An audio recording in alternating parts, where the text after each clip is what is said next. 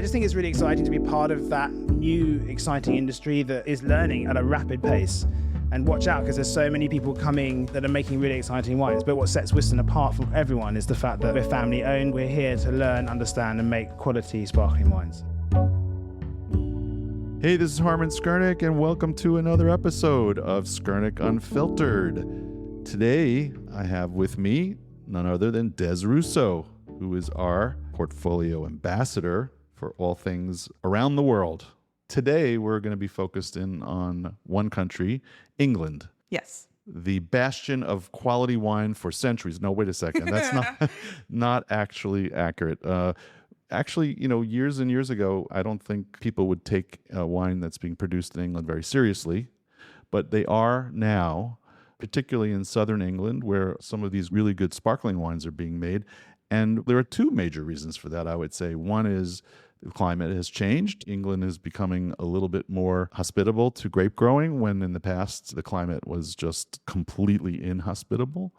And secondly, you have the terroir and the soils, which are a direct line across the channel to Champagne, and they have a very, very similar Kimmeridgian and chalky soils to that of Champagne, right? 100%. We obviously think of English sparkling wine to be, relatively new, but as it goes for Europe, wherever the Romans went, they also brought vineyards. So the Romans actually did plant vineyards in England.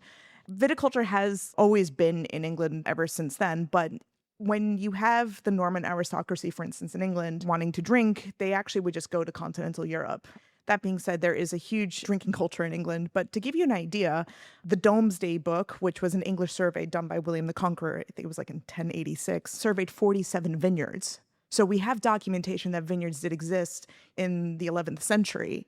When we see English sparkling wine really take over, it's starting like in the 1960s and 70s. Obviously, with the arrival of climate change, we start to get a little bit more wine production. It becomes even more serious, like in the early 2000s. And now you have some English sparkling wine houses that are found on the finest lists in the world. But I think it's like really important to talk about where are we? As you say, we're in the southern part of England. It's one of the most beautiful places. Everyone likes to think of England like it's humid, drizzly, cloudy. But I remember this one time I was hiking through Devil's Dyke in Sussex with a colleague of mine, and we were on a slope, and it was like, we should plant a vineyard here. Sun trapped on a slope, beautiful airflow. And the thing is, when it's sunny in England, there's no other sunshine like it in the world. You know this because you lived there for many years, right? Yeah, I lived there for 7 years, and I came back to the U.S. for you, Harman. Well, we're happy to have you. So you sat down with Marcus Rayner-Ward, who is the winemaker for Wiston Estate. Correct, yes. And who is Megan, his wife? Is she involved in the estate as well? Yep, she's his assistant winemaker. Yes. It's a winemaking couple. Yes, they're making the wines for the Goring family. I remember tasting through a number of different producers of English sparkling wine that we rejected. And I think Wiston stood out qualitatively. We do a lot of champagne business. We taste a lot of champagne.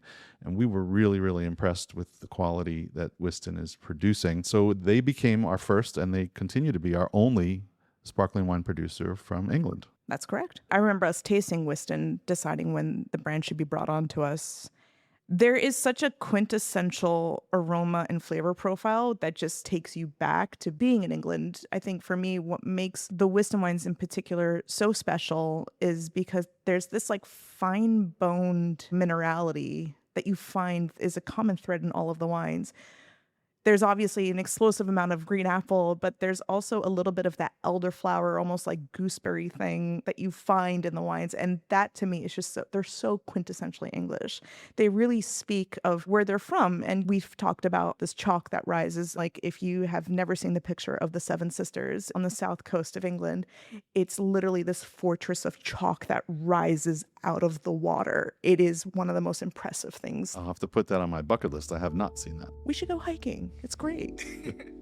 We shall when we go visit Wiston. Yes. In any case, let's go to your conversation with Marcus and learn more about Wiston Estate and what makes the wine so good. Let's do it. Hi, Des. Thanks very much for having me. I'm Marcus Rayner-Ward. I'm the winemaker at Wiston Estate Winery in the UK. We're really, really excited to be partnered with you guys as our New York distributor. Amazing. First of all, let's start off with your first impressions of New York. What did you think? Oh, it's amazing. It's my first time here. Oh my gosh. I've definitely got the stereotypical crick neck from staring up at everything.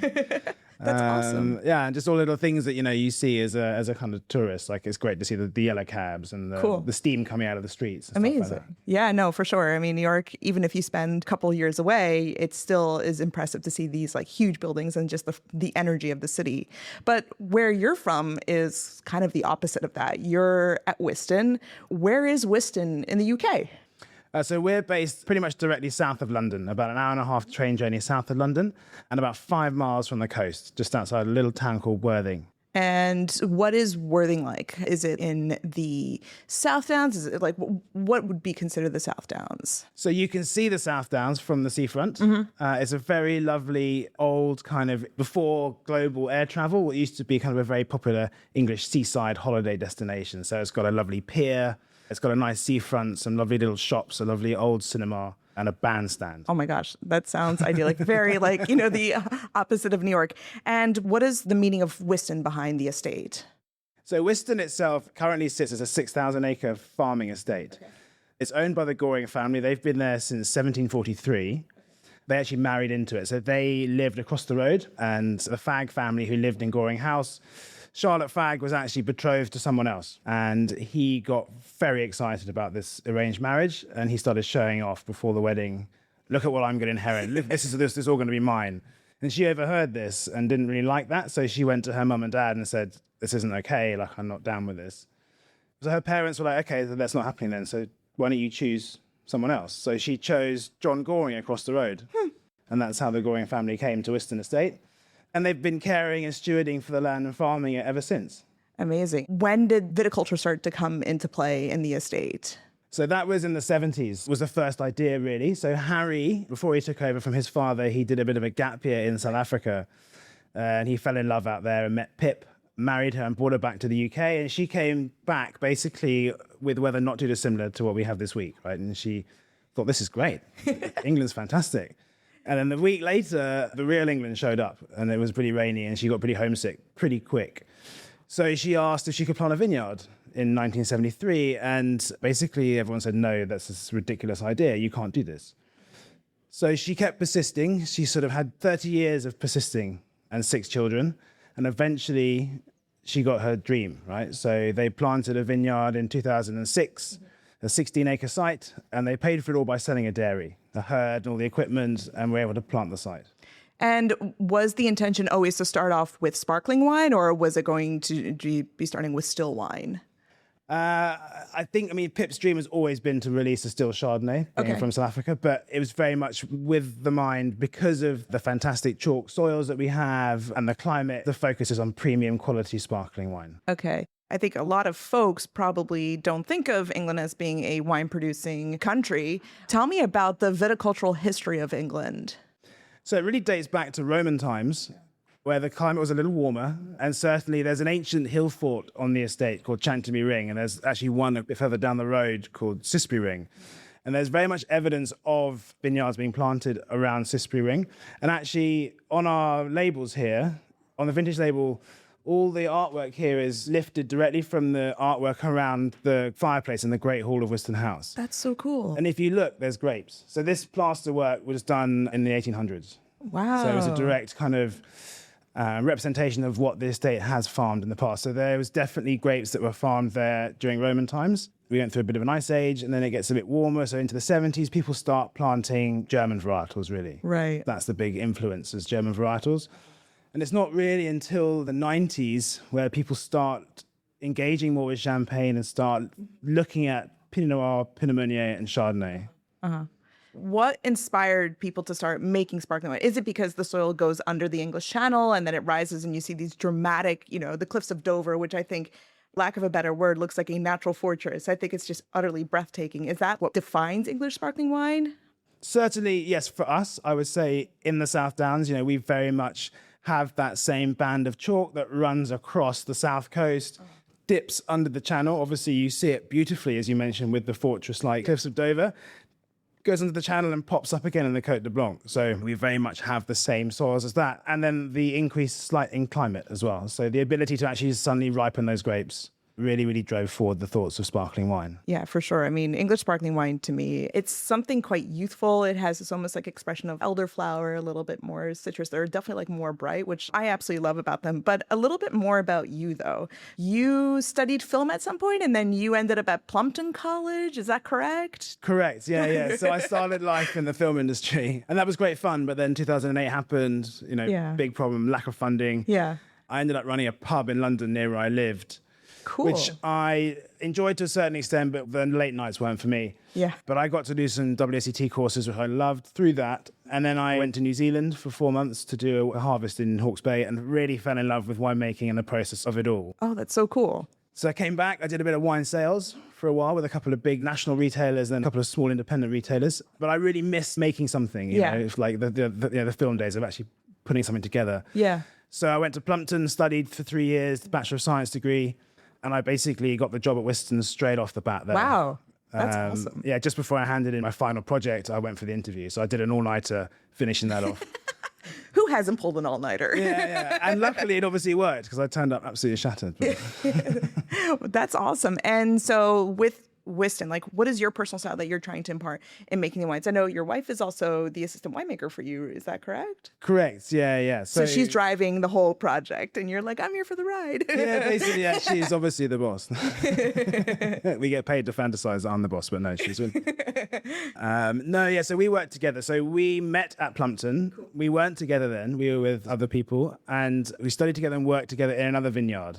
In a very kind of basic, small vineyard. I mean, so basic, we're talking no canopy equipment. It was just handheld, shears, no running water, no facilities, anything. So when I got the job at Wiston, I was very lucky that the guy ahead of me, the assistant winemaker, left within about the first 5 weeks.